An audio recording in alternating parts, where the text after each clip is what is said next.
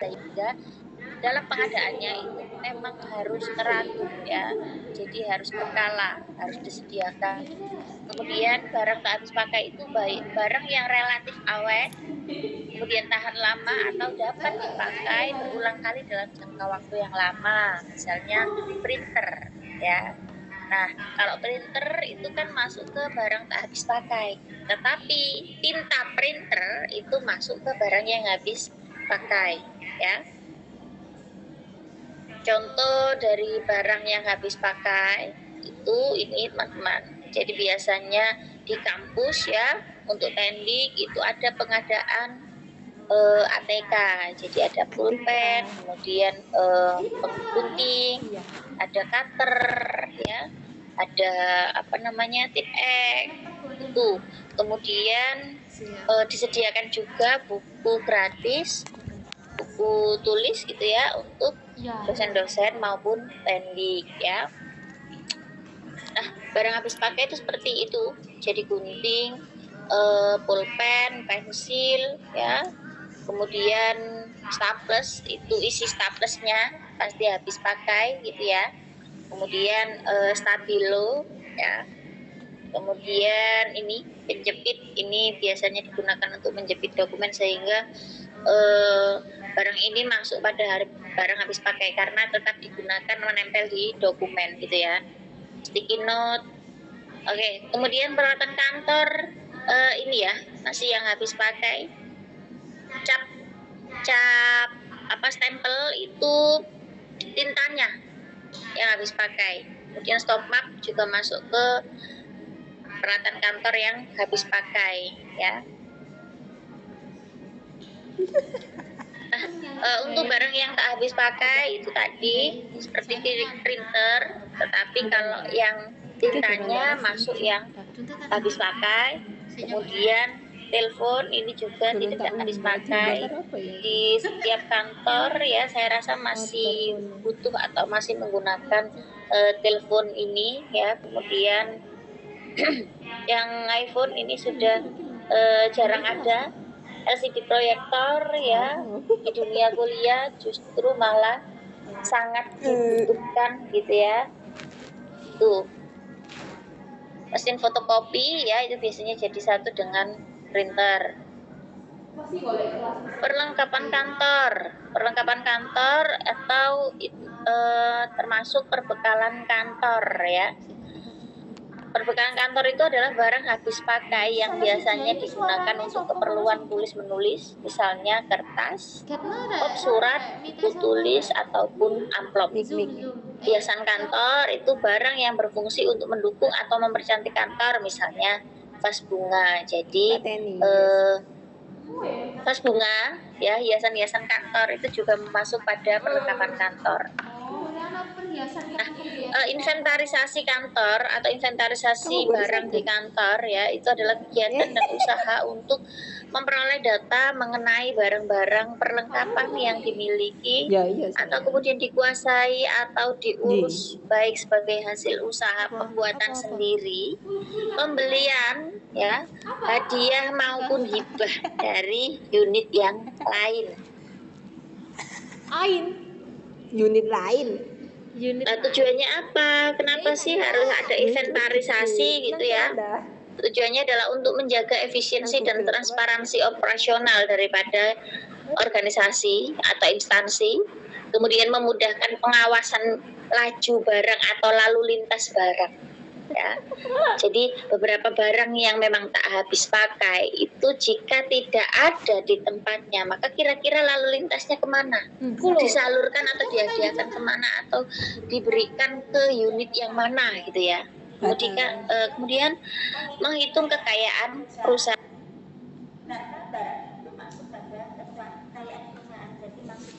Jadi kok tambahan tak ya? Gak iso ngecas api ya jadi perusahaan. Gak iso ngecas Jadi bener-bener kita sudah tahu kebutuhan kita dalam kabel dataannya perusahaan dalam 1 tahun ya. Enggak colokan Penggunaan barang-barang perlengkapan kantor maka akan memudahkan kemudian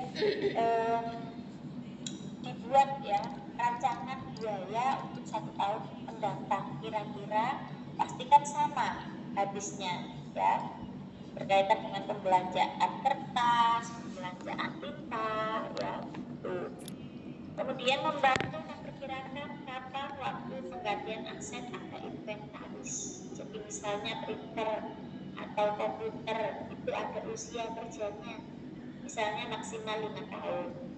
Nah setelah 5 tahun kemudian diberikan printer yang baru misalnya.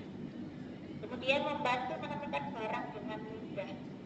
Jadi jika ada inventaris, biasanya kalau inventaris itu ditandai dengan nama instansi, kemudian ada kode-kode tertentu ya berkaitan dengan kode instansi, sehingga jika barang itu memang hilang, maka akan bisa ditemukan dengan mudah melihat data yang ada di inventarisasi barang. Ya. Kemudian mengetahui kondisi barang. Jadi dengan inventarisasi maka ada cek dan recheck secara berkala yang dilakukan, ya, sehingga akan mudah untuk mengetahui kondisi barang ini habis atau tidak, kemudian kira-kira diisi ulang atau tidak, atau barang ini masih layak guna atau tidak.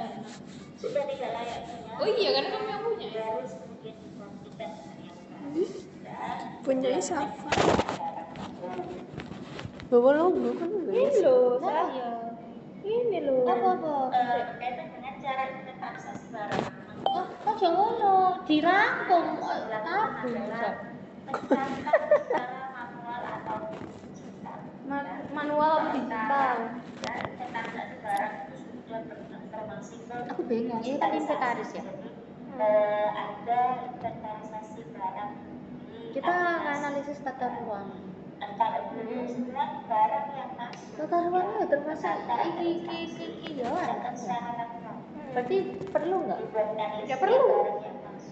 Kemudian dikode, ya, dikumpulkan dulu, gitu ya. Yang kedua adalah membuat kode klasifikasi barang dan menempelkannya pada barang. Ya, misalnya kalian biasanya ambil proyektor. Di proyektor pasti ada tulisannya, ya kan? Proyektor ini milik siapa? Nah, kemudian menyiapkan kode pengguna barang. Sebagai pengguna barang itu juga ada kodenya, ya.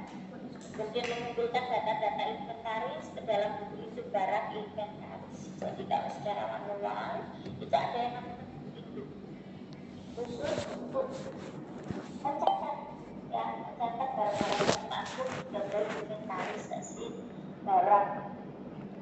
Nah, kemudian mengelompokkan barang sesuai dengan kode barang inventaris.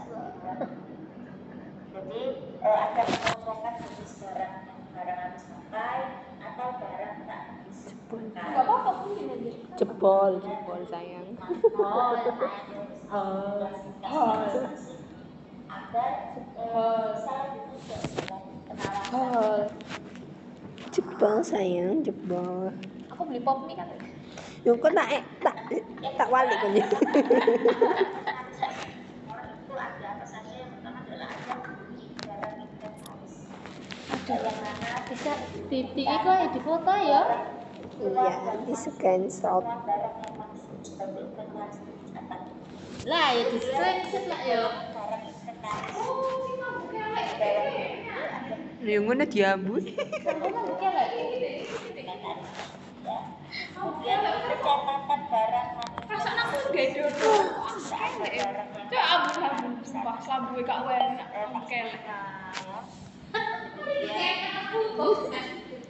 Teguran, ya testament itu misalnya tidak termasuk barang yang inventaris ada sendiri ya, jadi dipisahkan agar tidak tercampur dengan barang yang inventaris. Kemudian dilakukan laporan secara periodik biasanya dalam masa 1 tahun. Oke. Dulu secara manual ya, contoh buku induk barang inventaris itu ini ada nomor urut, tanggal pembukuannya, kemudian kode barangnya, nama barang, merek, kuantitasnya berapa, satuan, kemudian tahun pembuatan, asal barang dari mana, tanggal penyerahannya kapan, ya keadaan barang ya atau setengah baik, kemudian harganya berapa. Nah, untuk buku golongan barang inventaris itu menarik, tapi di atasnya diberikan golongan barang apa, kemudian angka satu Nggak susah-susah gini dong, begini. di sini jadi disesuaikan nomor urut buku golongan sendiri, kemudian nomor urut buku induk, jadi biar mudah untuk ditemukan ya datanya di buku induk barang. Kemudian ada kode barangnya, nama barangnya apa ya, sama halnya dengan di buku induk ya. Tuh.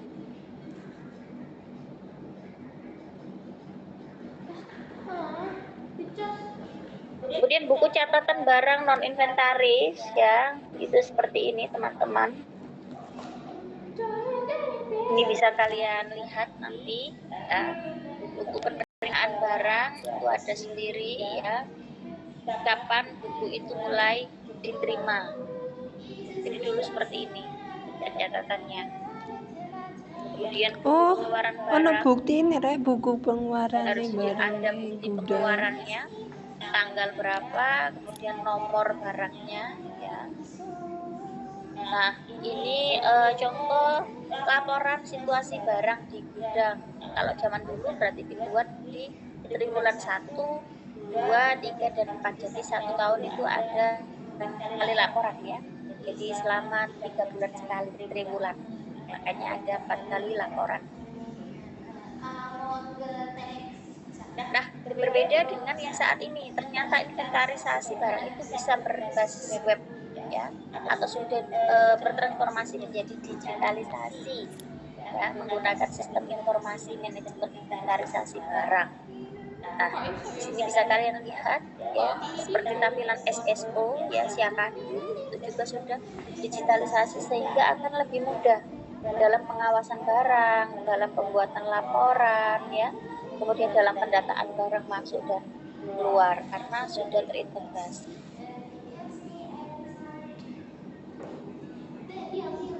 Secara penerimaan barang ya, yang perlu diperhatikan pertama adalah perhatikan kesesuaian antara isi surat pengantar dan keadaan barang yang sesungguhnya. Jadi barang diberikan itu biasanya ada surat jalannya, ada surat pengantarnya teman-teman. Nah, sebagai penerima barang maka kita wajib untuk kemudian mengecek ya kembali kondisi dari barang itu sudah sesuaikah, mereknya sudah sesuai atau tidak ya, kemudian warnanya, merek, kondisi ya sudah bisa digunakan atau tidak ya.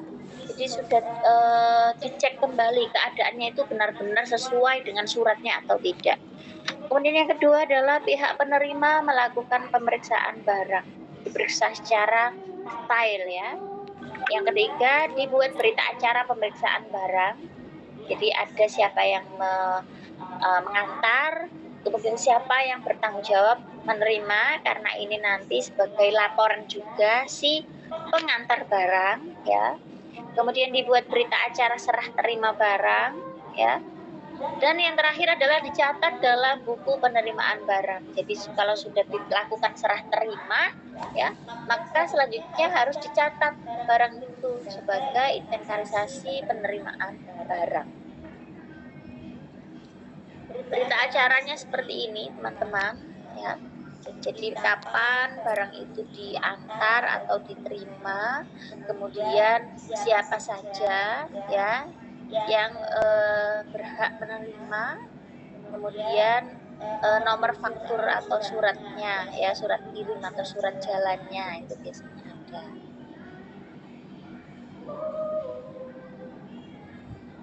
Nah, juga harus dilengkapi dengan berita acara serah terima barang. Jadi seperti ini. Kalau saat ini ya mungkin karena sudah beralih atau bertransformasi ke sistem digitalisasi, maka ya berita acara, kemudian faktur itu juga sudah bisa diinput secara online ya teman-teman. Jadi tinggal kita biasanya ngisi data-data yang ada di sistem gitu ya, atau yang ada di web, tanggal berapa dilakukan serah terima, kemudian siapa saja yang berhak, tinggal upload berita acara atau laporan berita acara. Saf awakmu bukan dek gini ta Saf. Nah, ini lampiran dari berita acara pemeriksaan barang ya. Nama urut, nama barangnya, kode, kemudian merek, kapasitasnya berapa, tahun pembuatannya pun juga ada ya. Nomor mesin juga ada. Biasanya ini juga berkaitan dengan distribusi motor dinas misalnya atau mobil 12.000 dinas ya. Lode nggak suka lode aku. Untuk pengeluaran barang lode juga ini mau. ada Lode. step by stepnya ya, atau ada beberapa cara dalam pengeluaran barang inventarisasi gitu ya. Yang pertama adalah unit kerja yang memerlukan barang mengajukan formulir permintaan barang dan ditandatangani pejabat yang bertanggung jawab. Jadi biasanya barang itu ya disalurkan ke UNESA dulu sebagai pihak atau pusat penerima, baru dari universitas nanti disalurkan ke masing-masing fakultas, dari masing-masing fakultas baru didistribusikan ke masing-masing prodi begitu ya. Nah, jadi unit kerja itu mengajukan permintaan barang dulu, kemudian petugas gudang mencari barang yang diminta atau yang memang diajukan untuk diminta tadi, kemudian mengisi formulir permintaan ya, dibubuhkan catatan, paraf atau cap yang menyatakan barang sudah keluar dan diterima kepada penerima barang. Kemudian dicatat dalam buku pengeluaran barang, dicatat dalam buku stok. Jadi karena ada barang yang keluar, dicatat dalam pembukuan keluar, dan di buku stok juga diperbarui. Yang awalnya misalnya printer ini stoknya adalah 100. Nah kemudian masing-masing fakultas sudah minta nih, fakultas vokasi mendapat jatah 10 misalnya, sehingga di buku stok juga harus dikurangi. Stok yang 100 tadi dikurangi, tinggal jadi 90. Jadi tinggal beberapa fakultas lagi nih yang bisa mengajukan misalnya, atau yang memang belum mengajukan di buku. Nah, pun permintaan barang itu bentuknya seperti ini ya, disertai dengan adanya bukti pengeluaran barang ya, ini sebagai bukti bahwasanya barang itu keluar memang diminta, ada yang meminta atau instansi yang berkaitan atau unit yang berkaitan di dalam satu organisasi itu meminta barang tersebut. Jadi jelas bahwasanya barang itu memang untuk kebutuhan organisasi, bukan keluar karena dijual, misalnya ada orang yang bermain misalnya ya. Narsis anjir. Ibu tiut. Nah, kartu stok gudang itu seperti ini teman-teman. Nama barang, kode barang, kode barang pengganti jika memang ada ya, satuan barangnya berapa, persediaan minimum, maksimum ya. Oke, sebentar, baterai saya habis. Oh gitu. Ini kan. Wah. Belum.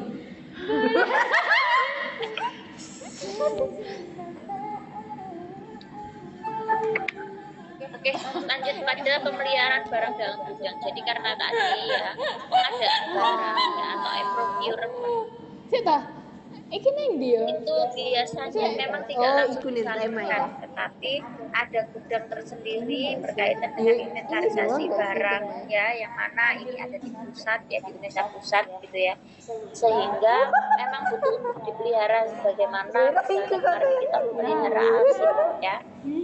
Misalnya kertas dan buku ini kan jika disimpan rawan rusak ya.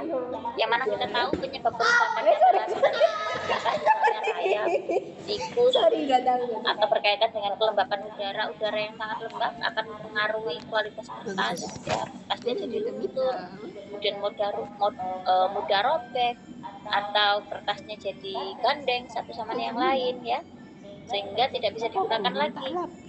Nah, pencegahan yang bisa dilakukan adalah memasang perangkat tikus misalnya, kemudian menyemprot obat pembasmi serangga atau fumigasi ya, kemudian menempatkan kapur barus, kemudian dipasang AC ya. Jadi memang harus ruangannya itu harus terjaga daripada binatang pemakan kertas ya. Kemudian jika kaca itu disimpan di dalam kardus, karena jika tidak di dalam kardus maka kaca ini rawan pecah. Dipasang sekat antara satu dengan yang lain ya, jadi tidak langsung bersinggungan gitu. Kemudian kaca sedapat mungkin dihindari penumpukan yang terlalu banyak ya, karena tidak bisa, biasanya ada maksimal tumpukan kaca berapa. Nah, mesin ini disimpan dengan tetap mempergunakan peti kemasan agar terlindung dari benturan karat atau kelembapan udara. Jadi misalnya mesin printer atau mesin fotokopi ya, itu tetap harus disimpan pada kardusnya. Namun disimpan di dalam burung-burung yang perabot ya. Perabot ini diupayakan untuk pencegahan karat, pencegahan binatang perusak dan pencegahan kebakaran. Misalnya ya, terkait dengan pencegahan kebakaran harus ada alat kebakaran itu juga masuk pada investigasi. Kemudian jika bahan kimia diletakkan pada tempat khusus terpisah dari bahan lain. Jadi untuk penyimpanan bahan kimia ini misalnya di rumah sakit ya, atau di organisasi yang bergerak di bidang obat misalnya ya. Nah, sehingga jika jenisnya adalah bahan kimia memang harus diletakkan di tempat khusus.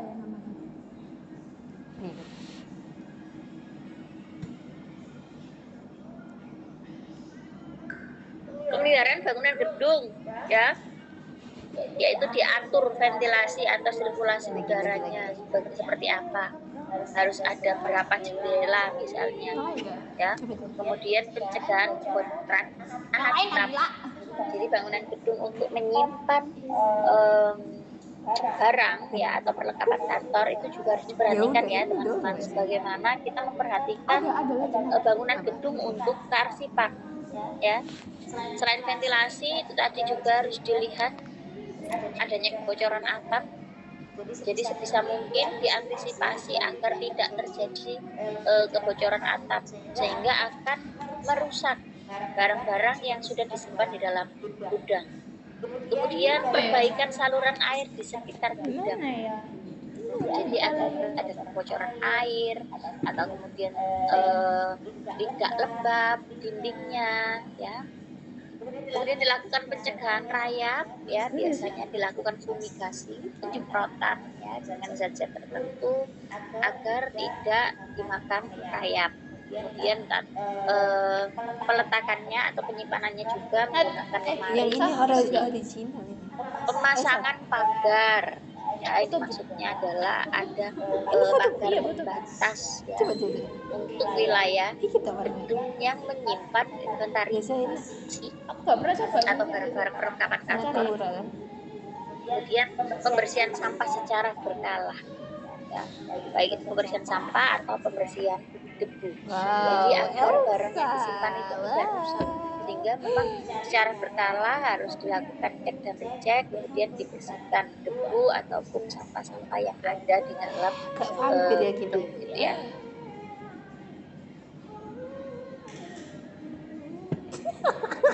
Penghapusan barang itu kegiatan menghapuskan barang milik perusahaan dari daftar inventaris. Penghapusan barang ini karena penetapan pemerintah meliputi penjualan dan penghapusan kendaraan bermotor, perorangan dinas milik negara ya, mobil, sepeda motor. Jadi misalnya ada penghapusan barang karena memang ada penetapan dari pemerintah untuk dilakukan penjualan atau penghapusan kendaraan bermotor misalnya ya, itu maka harus dihapuskan barang itu sebagai inventarisasi. Nah, fungsinya apa ya penghapusan barang ini? Fungsinya adalah pertama untuk mencegah atau membatasi kerugian atau pemborosan biaya Biasa ya. Kemudian meringankan kerja pelaksana inventaris karena tidak sangat sudah tidak banyak lagi barang yang disimpan. Kemudian membebaskan ruangan dari penumpukan barang yang tidak berguna. Gembul lah aku. Enggak.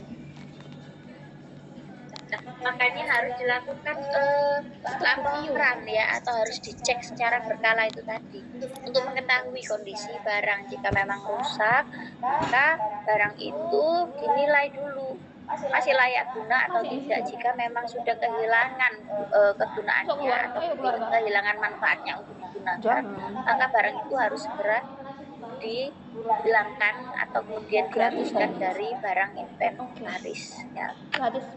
Nah, jenis barang yang dihapuskan yaitu pertama, barang dalam keadaan rusak berat dan tidak dapat diperbaiki. Kemudian barang yang tidak sesuai lagi dengan kebutuhan organisasi, sehingga memang secara manfaat sudah tidak bermanfaat ya. Kemudian barang yang musnah akibat bencana alam. Nah, kan kita tidak pernah tahu ya kapan ada bencana ya, misalnya tiba-tiba ada banjir, atau kemudian ini barang yang hilang karena dicuri seseorang, maka secara inventaris, secara daftar inventaris barang itu harus segera dihapus ya, agar tidak dianggap masih ada barangnya, sehingga masih dianggap sebagai aset daripada organisasi ya, yang nantinya akan menghambat pada pelaporan karena tidak match antara pelaporan dengan real barang yang ada. Kemudian barang yang hilang karena terbakar.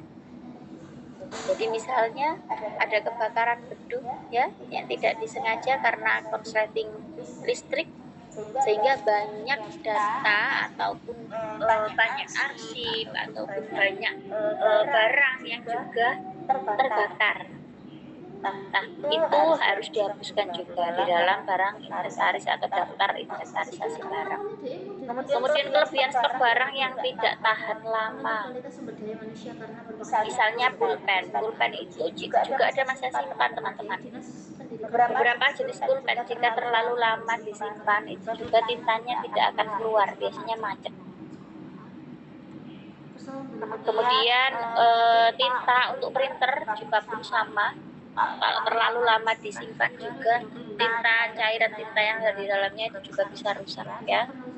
Kemudian barang yang biaya pemeliharaannya itu lebih besar daripada manfaatnya, misalnya seperti mobil dinas, motor dinas ya. Beberapa motor dinas di desa misalnya biasanya kan masih mendapatkan kendaraan dinas gitu ya, motor dinasnya sudah tidak layak atau sudah tidak layak pakai, maka harus segera diajukan untuk dijual atau dibebaskan daripada barang inventarisasi karena misalnya peliharaannya yang cukup tinggi, yaitu karena cepat rusak, kemudian akinya sudah tua, kemudian jika sudah di bengkel tetap masih rusak lagi ya, artinya kan biaya operasionalnya tinggi, biaya pemeliharaannya tinggi, sedangkan manfaatnya dirasa sudah tidak ada, maka itu boleh kemudian diajukan penghapusan barang ya. Baik, cukup untuk minggu ini teman-teman. Jadi materinya hanya berkaitan dengan inventarisasi barang atau peralatan kantor. Nah, mungkin ada yang ingin didiskusikan teman-teman? Ya, fingerprint. Oke, kantor. Ya, silakan Kevin. Bu, izin bertanya, tadi kan ada barang yang dicuri itu ada istilah pemindahan ya. Itu misalnya kalau misalnya barang tersebut ditemukan kembali, apakah dibuat ulang atau pemindahan apa? Itu kan ada penghapusan atau pemindahan karena barang itu tersebut dicuri atau sebagainya. Oke. Nah, misalnya barang tersebut itu ditemukan, apakah dibuat ulang atau dihapus ke intinya? Jadi ketika dicuri kan kita tidak tahu kan sinaga barang itu bisa langsung kembali atau tidak. Biasanya itu ada masa tertentu ya, misalnya kayak sepeda motor dicuri kan kita juga tidak tahu masa kembalinya itu kapan, maka biasanya diajukan penghapusan ya. Jadi kalau misalnya memang ditemukan di kemudian hari barang itu akan dipertimbangkan kembali karena sudah masuk atau sudah di list dalam penghapusan barang biasanya, atau barang itu dianggap sudah tidak ada. Itu sih Sinaga. Jadi kalau misalnya kalau ditemukan kembali ya itu jarang untuk kemudian ditulis lagi karena barang itu memang dianggap sudah tidak ada.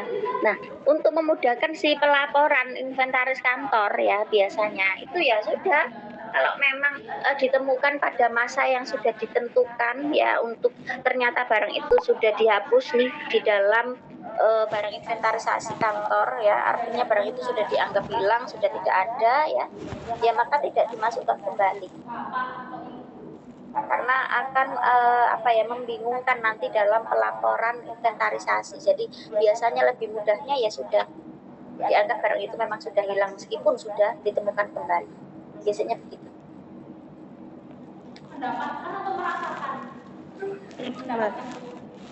Itu sih Naga. Terima kasih Bu. Oke. Ada lagi?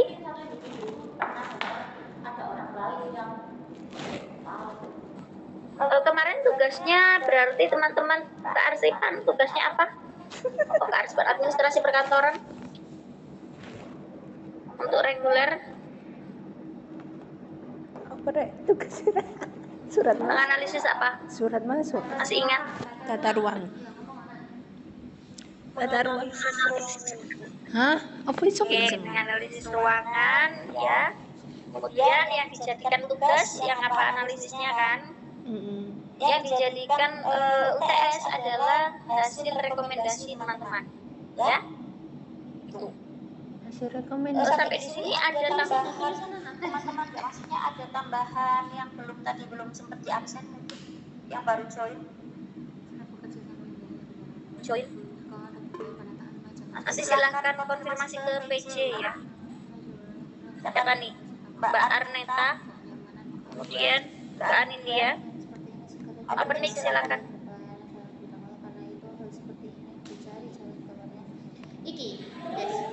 Iya Ibu, maaf saya baru join karena saya tadi di jalan. Silakan Mbak Arneta. PC kelas. Selama di magang. Mbak Anindya. Maaf baru join Ibu, tadi ada pemadaman. Di meja-meja itu Ada lagi yang baru join. aku itu jenenge tumpukan dokumen yang sebenarnya itu bisa. Oke, cukup mungkin ya. Silakan yang baru join, yang belum sempat diabsen PC-nya ya, silakan konfirmasi ke PC nanti biar PC setelah ini bisa kirim rekapan ke saya. Jadi itu mempengaruhi. Nah, berkaitan hari Rabu kira-kira sudah siap kuliah offline atau belum? Apakah kayak gimana? Atau justru ada tempat penyimpanan Insyaallah tidak Bu. barang-barang yang Oke, siap. Disepakati aja deh dulu kalau memang hari Rabu belum itu ya. Nanti hasil kesepakatan silakan kalian WA ke saya atau WA ke PC ya untuk hari Rabu di PC PTKP ya hari Rabu sepertinya ya kita offline saja gitu ya. ditambahi kayak Itu saja teman-teman. yang Kalau memang tidak ada yang disisikan lagi, saya rasa cukup untuk kantoran minggu depan atau tidak ada kuliah. Artinya teman-teman bisa fokus untuk pekerjaan atau mulai dieksekusi berkaitan dengan tugas ya dan UTS. Silakan segera dieksekusi. Terima kasih banyak atas kerjasamanya teman-teman. Happy fasting ya. Selamat istirahat atau selamat kuliah kembali. Saya akhiri. Wassalamualaikum warahmatullahi wabarakatuh. Waalaikumsalam.